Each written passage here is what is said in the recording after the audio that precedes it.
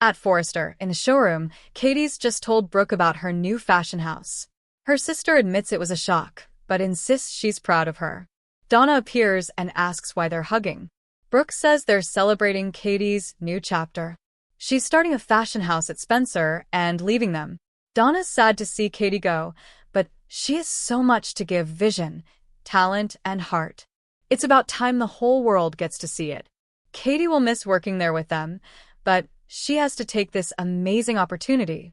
They all embrace. In the main office, Hope tells Ridge she's still thrown after having to tell his brother he's not needed there. Ridge reminds her that her line's been on shaky ground. It needs a good launch. Thomas and Zend can give it that. They walk in and Thomas tells Hope that he knows letting her brother go must have been tough, but with them, the sky's the limit. Sitting, they start discussing ideas. The designers feel it needs a new voice and attitude. Hope snarks that she and Deke were going for urban chic.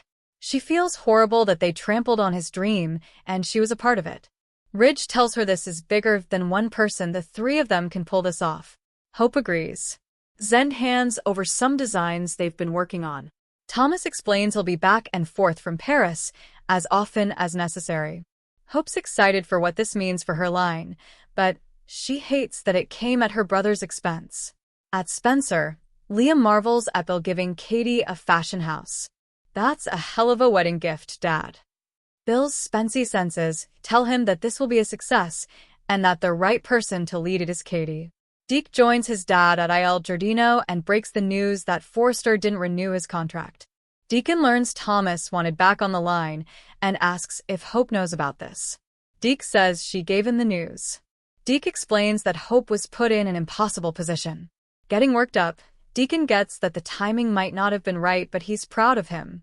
Deke vows to learn from this. Deacon gets called away, urging Deke to come and work for him as he goes. Suddenly, Remy appears.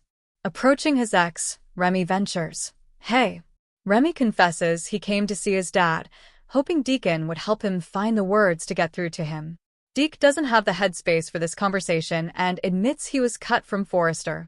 "I guess my designs weren't good enough for them." At that very moment, Hope's looking at one of Deke's designs in the design office. Thomas admires it and then congratulates Hope on her wedding. Liam is a lucky guy. Hope thanks him. Thomas assures her everything will be okay between them. They've both moved on. He promises working together won't be a problem. Katie joins Bill at Spencer and updates him that Brooke and Donna are in the loop and were surprisingly supportive.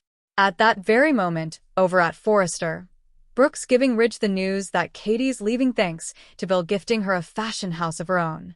In the design office, Thomas repeats that his sole reason for being there is to revive her line. They revisit their complicated history. He asserts that's in the past. He still thinks about those times, though. Creating together was good. He wants to bring back the thunderous applause. "I will not let you down." At Il Giardino, Deke mopes, "I thought this was it." Remy's so sorry. He knows it hurts, but his talent and passion, he's the most gifted person he's ever met. When it's his time, he will shake the world. Taking his hand, Remy says he hates that he hurt him. He was ashamed of his past. "I hate what I did to Electra." But he's not that person anymore. Their love changed him. He hopes one day Deke will forgive him. At Spencer, Katie tells Bill her sisters were sweet. Brooke insisted that she tell Ridge. She senses there's more going on with Brooke, who cautioned her against starting her own fashion house. Bill dares Brooke to underestimate Katie. She's been wasted for too long on those fools who didn't appreciate what they had in her. This isn't about money or power, but his faith in her and his love for her. "My Katie." They kiss. At Forrester, Brooke explains to Ridge that Bill will have Katie lead the new fashion house. Ridge doesn't know whether to laugh at Bill's arrogance. He has the fashion sense of a midlife crisis. Brooke doesn't disagree. She was trying to be supportive of Katie, but she has no name recognition and no real history in the fashion business. Brooke squints in doubt.